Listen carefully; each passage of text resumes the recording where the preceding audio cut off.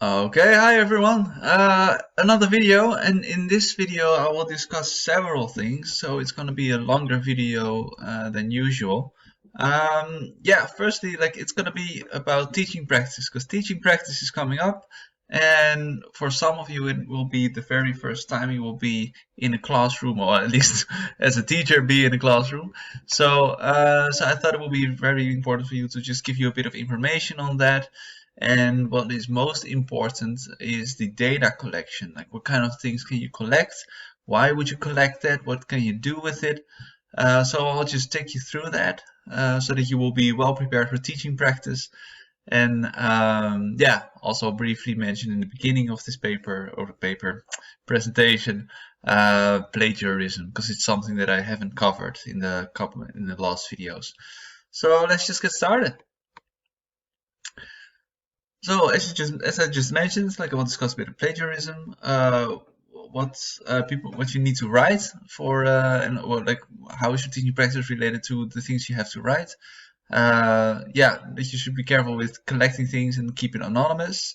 The types of data, so I'll go a bit in depth on quantitative and qualitative data, and validity and reliability. It's a kind of a boring thing, but you can score a lot of points with that in your paper.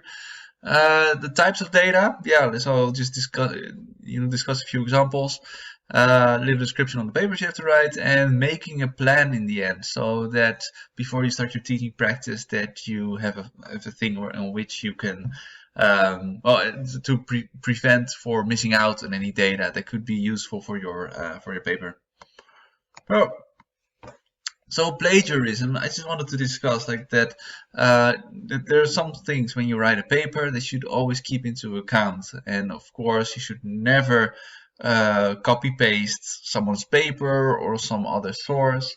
Of course, you can copy paste like a citation, but then you have to include the source as well. Because if you don't do that and you sort of claim that it is your own work, then you can get into deep trouble.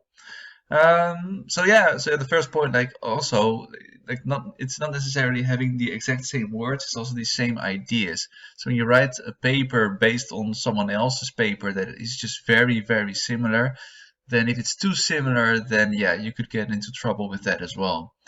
Yeah, so yeah, keep in mind, stealing ideas, thoughts, and themes are also considered plagiarism, so it is not only a matter of copy paste.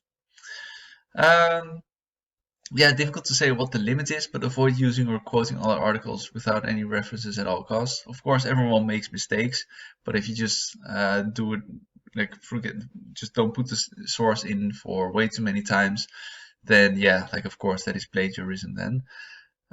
Also, in general, when using citations, I wouldn't use too many citations, even with the source included, because then, yeah, you're basically just copy pasting again, even with the right reference, but yeah, try to limit the amount of citations.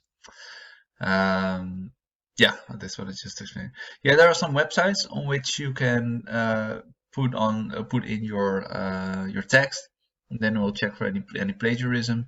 But I will be careful with that because you do put your paper then in a database, and you're not entirely sure what they do with it. So whenever you use one of those, yeah, then keep that in mind. I saw that this website was used sometimes, but personally I never use any plagiarism sites because yeah, I just don't plagiarize. It's that simple. With teaching practice, let's just start with that. This is actually any previous experiences. I used this PowerPoint as well for my workshops, so I forgot to edit that part. Yeah, the important thing with teaching practice is not only to get a lot of experience, be exposed to the profession of being a teacher, but the thing you also have to do, and I really emphasize this a lot, is to collect as much data as possible. And with data, I mean the products that students make, the observations that you make of others, recording yourself while you're teaching. Because this data you will use for your teaching practice paper, but also for your synopses for English, because those are also coming up. And it is, yeah, without this data, you won't be able to write your paper or write a good paper at least. So please, please, please collect as much as possible. At the end of this presentation, I will discuss a file that I created for you that you can use as to prevent any risks on forgetting to collect data, and also to just have a plan for what to do, what to collect, and hopefully it will help you out. So for the first years, like you have your TP paper and your portfolio, which also has to be based on your teaching practice. And the first for Synopses. I'm not sure about if the exam is in June, but it was in June the previous year. So I assume it's probably in June again as well. Yeah, keeping your data anonymous, because whenever you keep data, it's the first thing that I have to mention before I go in depth on the types of data. With that, you should always keep it anonymous, and that's not only like the names of people or the faces, as you have like here in the picture. You can just put like an emoji or just make it black, or you can do a lot of things to make it anonymous. But it also means keeping the school anonymous, because it is very tempting to discuss the name of the school, and yeah, like because you think like it's just a school anyways. I mean, how much harm can it do? Yeah, in a way, yes, that's kind of true. Like if you will be critical on your school, I mean, you can still be critical on that, but you shouldn't be able to read the paper and know which school it is. So even the names of the schools, you should also anonymize. Um, Also, parents should be informed before collecting your data. So I think that you will actually write, or like Dorte will maybe inform you. I'm not sure about this. That was the case in my year. That maybe Dorte, maybe someone else will help you out with how to do that, with how to inform the parents. If you won't receive any of this, discuss this with your teacher, the teacher at the school you're going to teach, because sometimes it's different between schools how they regulate or inform the parents on any internships or people doing internships.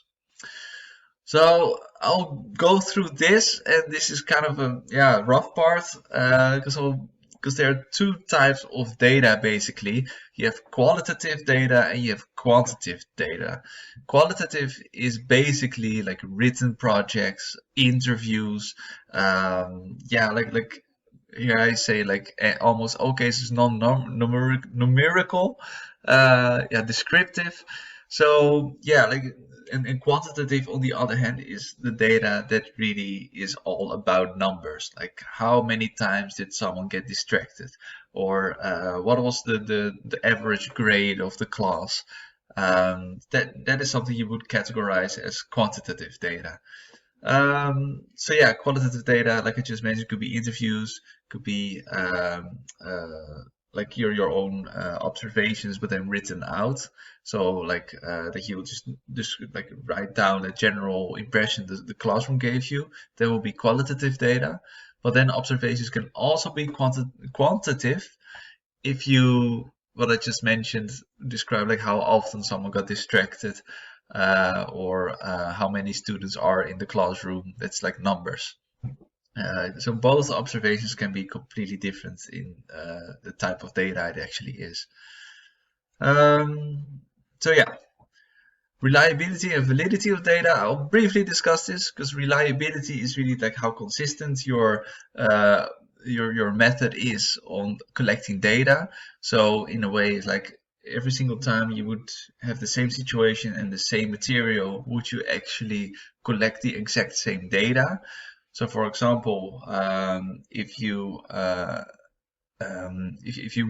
if you measure someone, if you only observe like in a general way, you only write down what you see, then every single time you would just sit down, but even have the same things happening, you could misinterpret things. You could have different sentences. You could have different, yeah, like you could be inconsistent in what you write down.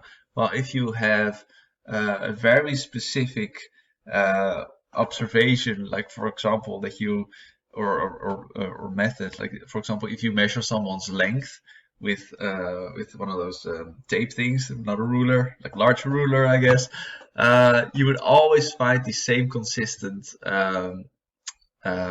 data, so 188 centimeters. Like if you would do that over and over again, you would get the same result. That means that it is reliable. With validity, however, validity is if what you're measuring is actually that which you are intending to measure. So for example, when you have a ruler and you want to measure someone's length and you use that, then you know exactly that what the method of measuring that is length. Like you want to know what the length of someone is, and you use that ruler and you find out the length. That is valid because it measures exactly the length. But for example, if you use a ruler to measure someone's uh, emotional state, so for example, I want to know, are you happy or are you sad? And you're going to use a ruler, then you get 188 centimeters, but you're not measuring how someone is feeling, so it wouldn't be valid at all. So it sounds a bit stupid, but validity is basically what, like, the similarities between the intent of what you want to measure and what you are actually measuring. So I hope my description on this made clear. And it is something that you can discuss in your paper, or at least very briefly. If it's a bit confusing for you, then just write me about it, because it can be, I'm doing it very quickly like this now, the description, but it's pretty rough. So you can just write me about it if things are unclear. So what kind of data could or should I collect? Well, like I just already gave you a few examples of products or observations, but here you have it, like written tasks. So you would have like someone's, like when there's an assignment in class or task in class, that you can collect the products of what children make. Make it anonymous again if you're going to use it. But yeah, then you can just collect everything they make. Of course, you're not gonna, if they have a nice project, maybe they made a nice Roman fort or something as a project, like don't take that home with you to use for your paper. But you could still take a picture of that, or, well, yeah, you get the idea. Written tasks or just products in general, take them with you whenever possible. But yeah, you can use them. Observations, you can have structured observation, that you really make a pre-plan of what you will observe and how you will do that, or open observations. So then you would just sit down, just write down. You could still sort of want to focus on engagement in the class, but then write down everything that you see. Or you can be completely open, have no idea. This is something you could do on your first day. Just sit down, write down what you notice, and it could be interesting to compare that to the end of your internship, to the same observations, and maybe you find some differences. Could be interesting. Pictures, yeah, of course, don't take pictures of the children, and if it happens that you take pictures of the children, make them anonymous when you use them. But you can also use pictures for how's the class set up, what is hanging in the classroom, is there a lot of visual, or like a lot of visual materials hanging around the class that children can use. Yeah, just take pictures of that stuff. Take a picture of the school itself, of how it is outside. Yeah, like you get the idea. Just take pictures of everything you can find. And yeah, like also in general, by the way, for all the data that you collect, sometimes you might collect a lot of data that's not useful for the papers that you're writing in this year, but it could still be very, very useful for other papers later on. For example, I have my bachelor thesis now, and I use data from all my internships. And yeah, if like it is possible to write your bachelor thesis without data from your first or second teaching practice, but it can greatly help you in writing a good paper, really strengthen your arguments. And so yeah, so like even if you only want to focus on a few topics for your papers, and you only want to focus on that, I highly recommend just to collect more than that anyways, because maybe later on in your education it might be useful again. Video and audio recordings. Yeah, this is especially helpful if you want to know more about yourself. You just put a camera in the back of the class with all the children's faces, towards you, so you won't actually see their faces when you record. What also is not is audio recordings. I put my phone next to someone one time. I gave her separate instructions on a certain task, and I was listening to the inner speech of her because she is someone who talks a lot, and I found a lot of interesting results, and it was really fun. So yeah, you can make videos, put it in the end of class, or maybe even make audio. Just put it next to you if you when you teach, or just put it in a group and then listen to how they communicate with each other. So that's something you can do as well. Questionnaires. This is something that maybe like depends on the topic that you want to write about, but especially questionnaires can be really useful when you want to know more about yourself. So at the end of the teaching practice, you can give a questionnaire to all children about like how you taught, what their impressions were. However, it can be very difficult with children to handle questionnaires about how you did, because I've handed out questionnaires both times at the end of my teaching practice, and well, like the children are between like 8 and 10 years old for both teaching practices, and they just write down what you kind of want to hear because they are really fond of you, and then yeah, like it's difficult for them to be critical, or they just don't want to, or they might even think like, oh, if I write something negative down, I might get into trouble. So that is things that you sort of could control for when you hand out questionnaires. Interviews can be amazing. You can interview your teacher about a certain situation, a certain topic, or just a class setting.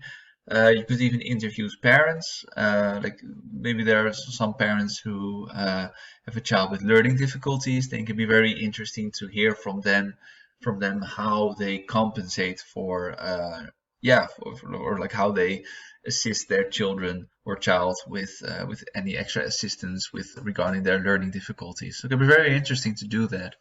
And even with interviews, you can have open interviews that you just sit down, talk with the teacher about anything without having anything prepared really. But when you do an interview, I recommend having a semi-structured or structured interview. Structured interview will be that you really have like the questions and you get an answer. So like, what is your opinion about blah? Then she gives an answer. Next question. What is your opinion on this? She will give an answer. But with a semi-structured interview, you can go a bit more in depth on those questions. So then you would have like, what is your opinion about an inclusive learning environment? And then she might answer like, yeah, it's great to include all children, but it can be a bit exhausting. And then you can ask another question which you hadn't prepared. How is that exhausting for you? So then you can go a bit more in depth, maybe find even a clear answer to your initial question. So yeah, like I recommend doing that. And group products, yeah, like I mentioned the Roman fourth under written tasks, which was kind of weird, but you get the idea. With group products, you can have like with group products, you can just have something that's more practical in a way. So sometimes they have to build a Roman fort, or sometimes they have to make a poster, or you can take pictures of that and use that for your paper as well. But whenever you write about someone's development, I would focus both on the process and the product, because with just the products, you won't get the idea of how they work. For example, some students might make amazing products, but then you don't know how long it took for them to make that. Like maybe they're highly intelligent and they just made it in no time and got bored after. Or it was just if it's a group product, maybe 2 students of the 4 do a lot, the other 2 don't do anything. And so, yeah, but you wouldn't know that if you would only focus on the product. So whenever you discuss group products, also focus on the process. So you have the written task, like I just mentioned, like it can be individual or group data. Definitely use this for interlanguage analysis. So yeah, like whenever someone has a written product, go and then collect that, because for your interlanguage analysis, which is for the second years for their bilingual paper, so the first years you could do it, but not really necessary for now. Like collect all this type of data, because then you have clear proof on your arguments, and of course you need something to analyze anyway, so collect their written products. Observations, like I just mentioned, can be qualitative and quantitative. Free observation, you just sit down, or structured observation, that you write it down. So pictures, you have a few examples of things you can collect. Yeah. Video and audio, I mentioned that. Yeah, I went in depth on that. With the questionnaires, like, yeah, here are two websites you can click on to get a better impression of how to make like a good questionnaire. Because even with the, like sometimes your questions won't entirely cover the thing you want to investigate, or in other words, the validity might be a bit off. So yeah, like do have a look at these websites; they can help you a lot. Interviews, I just mentioned them as well. So structured, semi-structured, and a free non-structured interview. Yeah, and the group products, which I mentioned, because here you have like a few written examples that were hanging in the classroom, and do focus on the process, of course. So how do you relate all this to your TP paper? Well, like your TP paper, like it's experimental evaluation of own teaching using general theory. So you don't really have to go in depth on a certain theory or method. It's rather something that you would also use for yourself. So of course, I recommend using or discussing theories and methods whenever you write this paper. But it's mainly also going to be about like how you taught, like how your teaching affected the students, or the other way around. For this paper, you do need a research question. Yeah, you can always write me about that. Like if you write a research question, that if you need any help with that, you can just write me for that. So, for example, to what extent can providing context during instructional modeling affect fourth year students' understanding of mathematical equations? So this is one of the research questions that I used. Apologies for the writing error there for students. But yeah, like it's one of the research questions that you use, and having a good research question really defines the quality of your paper as well. So do think it through. Don't take it too lightly. More about link theory method within a certain course. Yeah, like of course, like whenever you're going to discuss a theory or discuss a method, then it might help you a lot if you connect it to theory or method.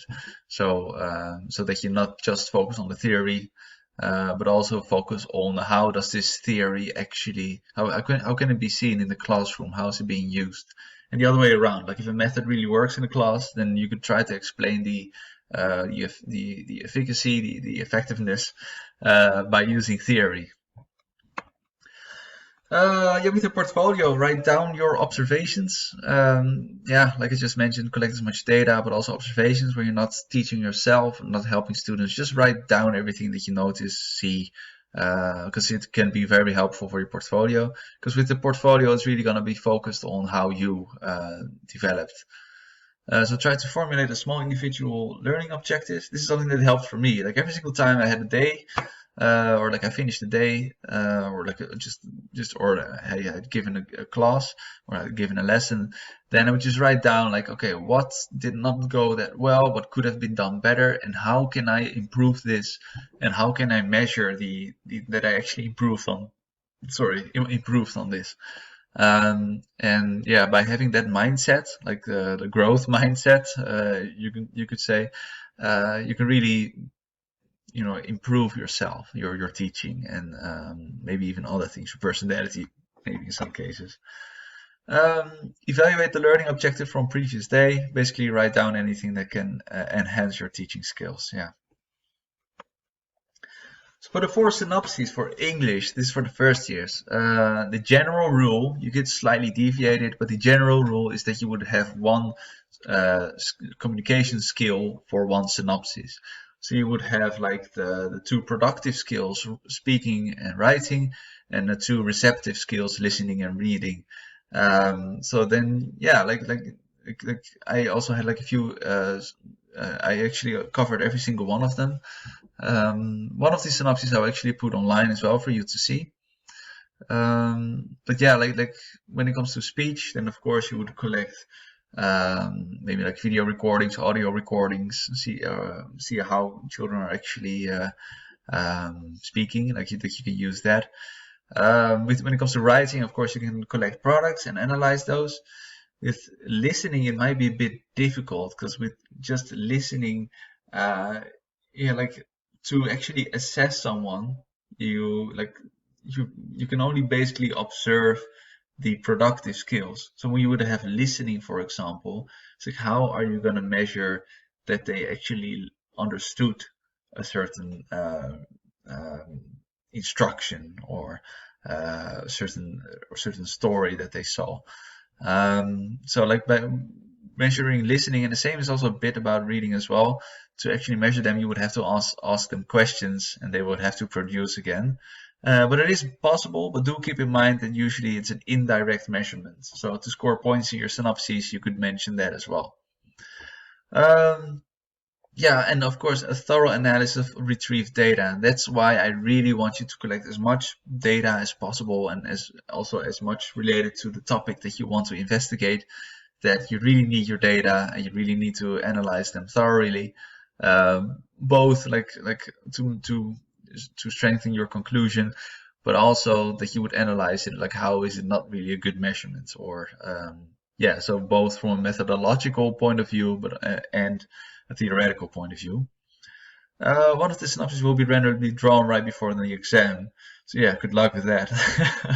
But don't worry about that. Like it's the oral exam is a very I had a very pleasant experience with it as well. And so, but you might not have the oral exam actually in the first year.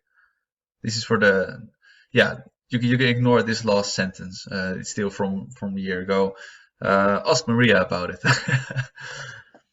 So when it comes to the structure, yeah, like I already discussed the structure of in the previous video, it's basically the same. So for your synopsis, you would have introduction, theory, procedure, methodology, plan of analysis, analysis overview, conclusion, discussion, references, and appendix. And you can use my proofread checklist for this if you need any more help. But this is briefly how I did it for my synopses. Yeah, my synopsis you can find online. I did the one on writing, project-based writing. Do keep in mind when you read this that I got as feedback that it was too theoretical. So yeah, so that means that you can focus more on methods, management, personal experiences, and interpretation of data. So yeah, so I made a plan on like how you can actually make sure that you will collect everything that you need for your papers. This can be used by everyone of all years. So yeah, making a plan. So I put this file on the Facebook under files as well. And basically it will, if you use this one, you will have a clear structure on how to collect your data, what to collect specifically. And yeah, so there are 4 columns, and yeah, I'll just discuss them right now. So you would have the topic and research question. So for example, how does role-playing affect English speech development of 4th years in the English classroom? Then you think of, okay, what are the theories? Oh, what are the theories that you want to use to answer this research question? So then you would have like, okay, modeling. So a teacher does something, students have to do it as well. And the social cultural theory of Vygotsky. So then you would focus on like how do students work together, how do they learn from each other, how does the environment play a role, or even the language play a role on their work. And then you think of, okay, it's like what kind of data do I need to cover the research question and also integrate the theory? So you would have video and audio recordings. So if you would have it about role playing, you know, there could be a thing that role playing could be part of your paper. Then of course you need like video recordings of this or audio recordings of this. Of course, audio is a bit more is more anonymous than video recordings, because that's the thing with video recordings. It might be a bit difficult regarding making it anonymous. Still, it can be used, but discuss with your teacher on how to integrate this exactly in your paper. But then also with observations, you know, someone else could observe like how are you as a teacher helping the students during role play. So then you would have video recordings and observations. Yeah, describe what happens during role play and or how often, how long students speak. And questionnaires. You can give questionnaires to the students. Did they enjoy it? Did they think that they learned a bit from it? So ask if students like the exercise and if they think they spoke more than usual. And then how and when to collect. So during role play, you would have your phone somewhere. to record everything. Let the other teacher or assistant observe the role playing as well. And with the questionnaires right after role playing, let the students fill in a pre-made questionnaire. So with this file, you can basically just make a clear plan on collecting data and to make sure that you will cover everything. So what to do with the data? Yeah, mention the type of data in your paper, what I just mentioned or previously mentioned, like is it qualitative or quantitative? How's the reliability or validity of that? You can score a lot of points when you discuss this in your paper. Yeah, mention the characteristics. Is qualitative, quantitative? Is it structured or free observation? You know, all these things you can include in your paper. Include data in appendix after anonymizing it. This is very important. So for example, if you have interviewed a teacher, then you would make a transcript and you would add that in your paper. Of course, also the same for well, it's a bit more difficult with video. But you can still turn that into an appendix and add it into your paper. If you're not entirely sure about how to include your data in your paper, you can always ask the teacher. But whenever you have products, written products or pictures of things, then I just recommend putting it in the appendix. Same counts for a lesson plan. It's not necessary to always have a lesson plan in the appendix, but it could help explaining your topic or like whenever it's really relevant to your research question or your topic, then include the lesson plan, but you don't always have to do that. Yeah, and of course, analyze your data. What can you conclude from the data, and what do these results mean? So, of course, you're going to form a conclusion, but also a discussion. Like, what are what is the negative aspects of the type of data that you collected? Like, how is the conclusion not entirely valid? Maybe there are some certain things that could affect the validity of your conclusion. Yeah, so maybe there were some confounding factors or influences that could, for example, if a child got very angry during an exercise, then you could conclude, oh, this exercise made the child very angry, but at the same time it could have been another classmate that poked him in the back with a pen or something. I don't know, but yeah, but then things like that could happen. You know, maybe someone's emotional state was affected by the break they had right before. Maybe they were in a fight or something. So always, whenever you can think of certain things that could affect the conclusion, it couldn't harm you at all to include that in your paper. So yeah, that was my video, a long one. If you're still watching, thank you very much. And, I just hope that everything helps you out a lot. And the main thing is, of course, to have fun, try out a lot of things, try to say yes to everything, and I'm sure that it will be an amazing teaching practice. I've had amazing times. I really enjoyed both times that I had my teaching practice, and I'm looking forward to the third time as well. So yeah, good luck, have fun, and whenever you need help, I will also be there during teaching practice. I will also post some things online as well, so you know where to find me. So good luck and take care. Bye bye.